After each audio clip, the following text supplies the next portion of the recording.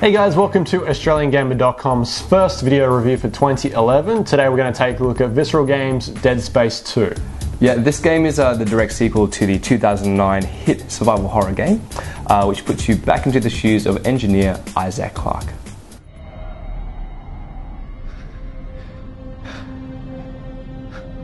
Isaac, can you hear me? Dana, I found Isaac Clarke. Repeat, I have him. Set 3 years after the events of the Isamora. Oh, Jay, it's the Ishimura. Look, I'm pretty sure I know how to pronounce Japanese words, okay? Ishimura. USG Ishimura. Anyway, Isaac wakes up in a hospital located in a vastly populated city on one of Saturn's moons. Bound in a straitjacket, with no recollection of what's happened over the last 3 years, Isaac must escape the hospital after a necromorph outbreak has taken over the city.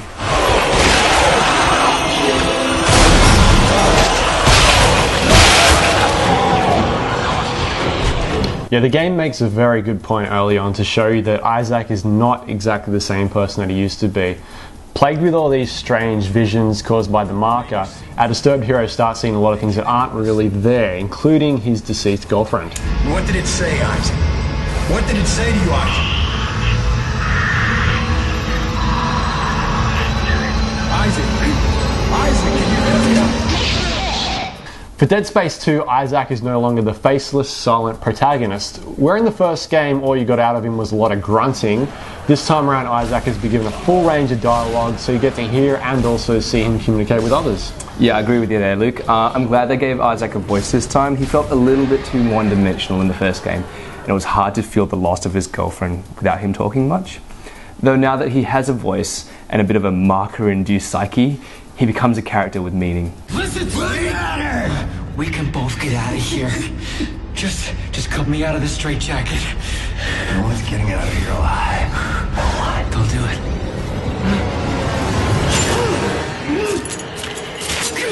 So straight out the gate, I just want to say that I really enjoyed Dead Space 2, much like the original.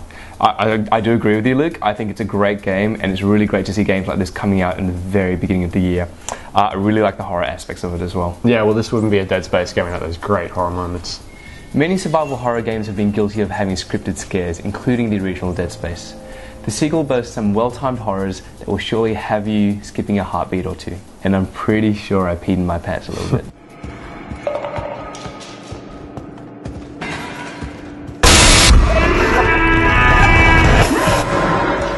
Yeah, so when I played, I actually had a scare count sitting next to me. So every time the game gave me a bit of fright, I'd mark it off on there. By the end, I got to 17, so they've done a pretty good job in that area.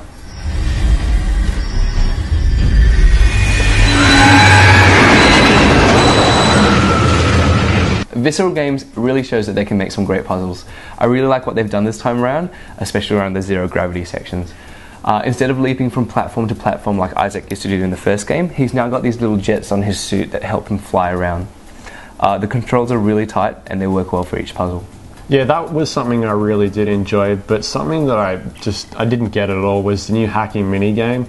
So you've got to spin the controller stick around in a circle to find the sweet spot. It just gets boring really quickly, and I don't understand why they put that in there. I think they could have done a better job with finding something a bit more fun. Yeah, I do agree with you, Luke. It did get a bit tedious, but it didn't happen that often, so I'll let them off the hook. I'm glad that they've kept the mini cutscenes in this sequel. I'm talking about those 10 to 15 second moments where you stand still and you watch what plays out in front of you. For example, being in that daycare center and seeing that babysitter and that baby interact was pure horror, in a good way.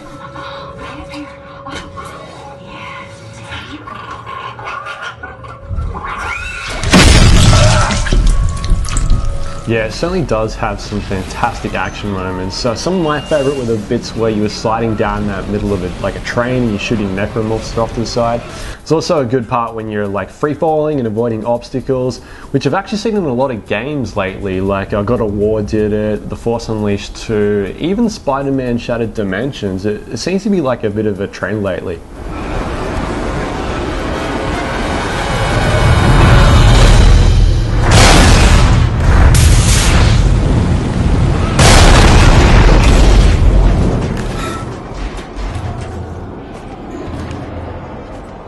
So this game does play a lot like the first. You get new suits, you need to upgrade them, plus your weapons, you got to shoot the limbs off the necromorphs in order to kill them. But one thing they ramped right up on is the ground stomping, and you do a hell of a lot of it. Yeah, that's right, Luke. Every time you kill an enemy, you either have to shoot them one more time or stomp on them in order to get the item. Yeah, so clearing out a room with the little buggers looks a lot like this.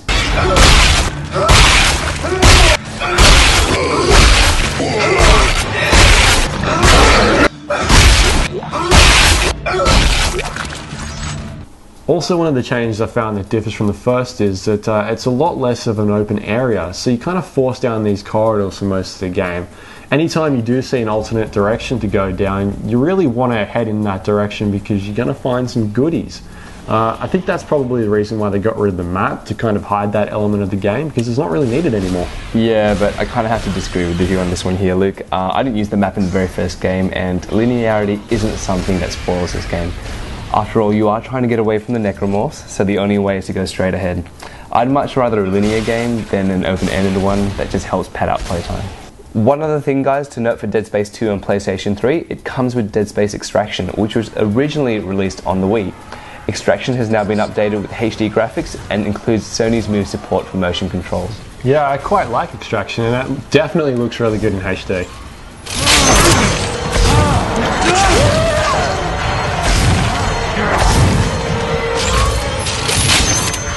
So for the campaign, it took me about 8 hours all up to finish. Once that happens, you do unlock a harder difficulty mode for you to play through.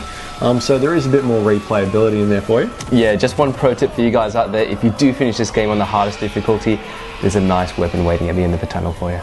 It also does ship with multiplayer. However, we were only able to test this out because we're recording this before the game's release, so there's not really that many people to play with online. So that was a bit unfortunate for us. So Jay, let's wrap this bitch up. What do you reckon? Yeah, Luke, I think this is a really, really good game. Probably the best title in which you can use to usher the new year in with.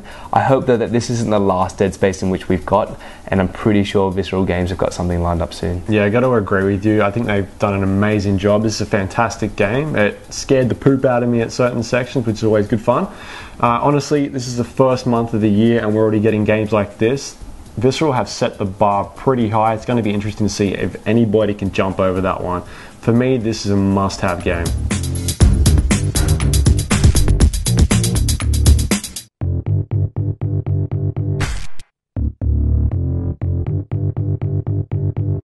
For Dead Space 2, Isaac is no longer the faceless... Sorry. It's like Mr. Miyagi.